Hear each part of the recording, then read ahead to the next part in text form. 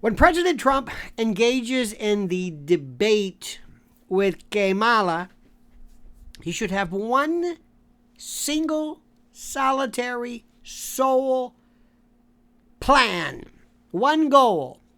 After that little enterprise, after that little exercise is completed, he wants everybody in the world to say, did you see that?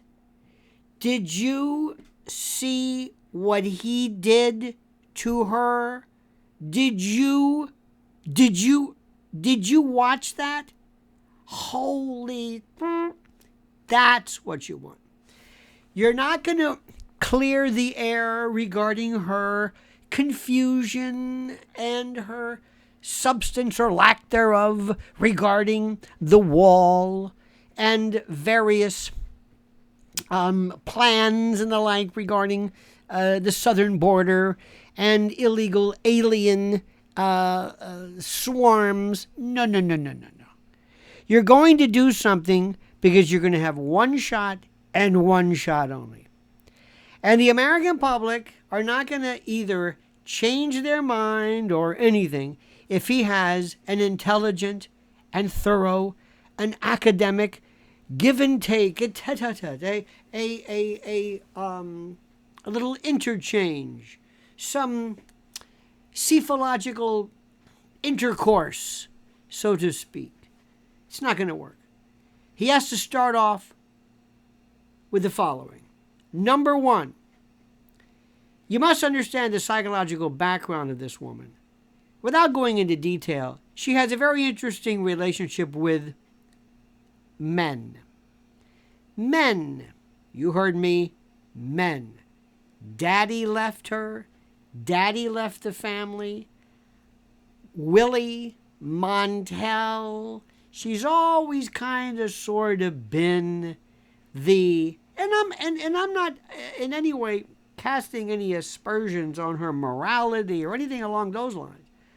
I'm just pointing out the facts.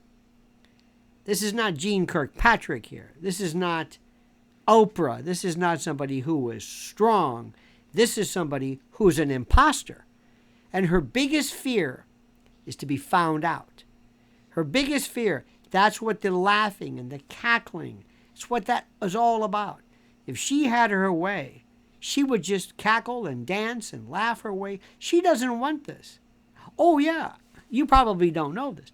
She doesn't want to be president. I mean, she would love the honor. She would love the, the acclaim. She would love that ego boost, but she doesn't want to be a president. It's not in her DNA. It's not like Lyndon Johnson. It's not like Trump. Trump lives and breathes this. He wants this more than anything else. And if you don't have that, it shows. And if you don't have that, it gets dangerous.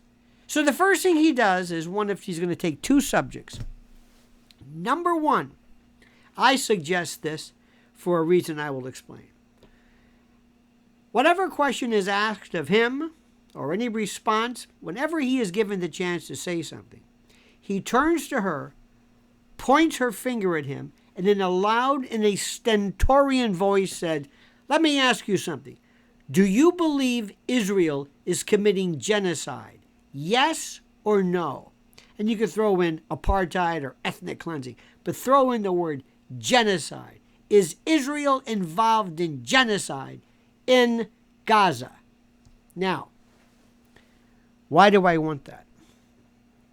Do most Americans care about it? Not at all. Most, they don't know anything about it. Oh, it's that Israel Middle East thing that, whatever it is. That's not it. The reason why I like this question is multifold. Number one, it throws her off. She will have been handed all of the questions, just like Donna Brazile did with Hillary. She will have known, but this response, she's not ready for this.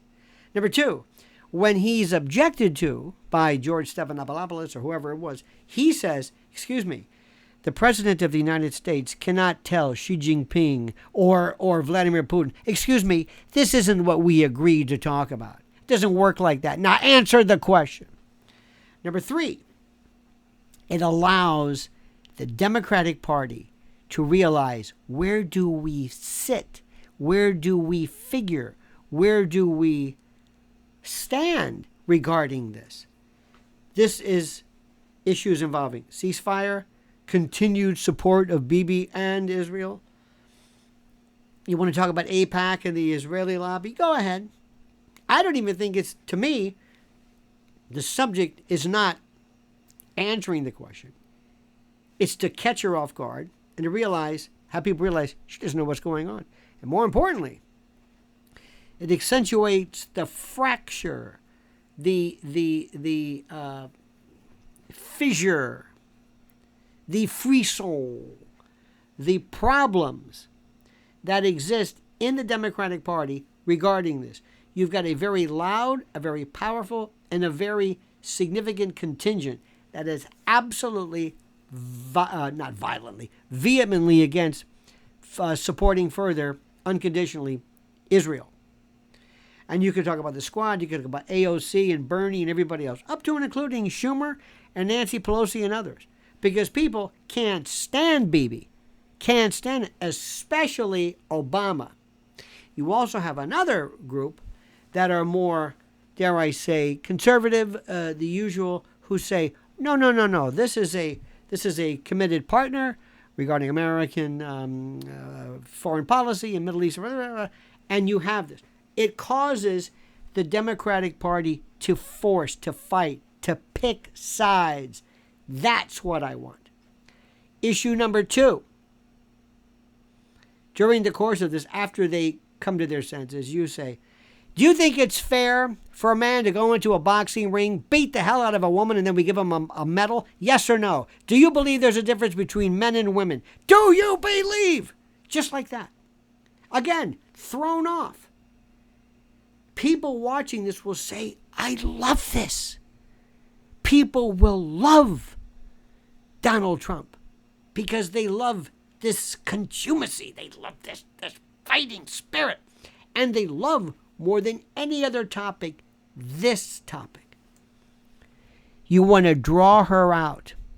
You want to show the world she's a lightweight, a powder puff, a nothing burger. She's I didn't say birther. No. She is absolutely vacuous, void, vapid, vacant. She is an intellectual and an experiential nullity. Do I make myself clear? Do you like what I've said? Does this make sense to you? Well, here's what you've got to do. You've got to subscribe to the channel. You heard me. Subscribe and like this. Like it like you've never liked anything before. Because you know I'm right. Uncle Lenny's right. And one more thing. Comment as you see fit.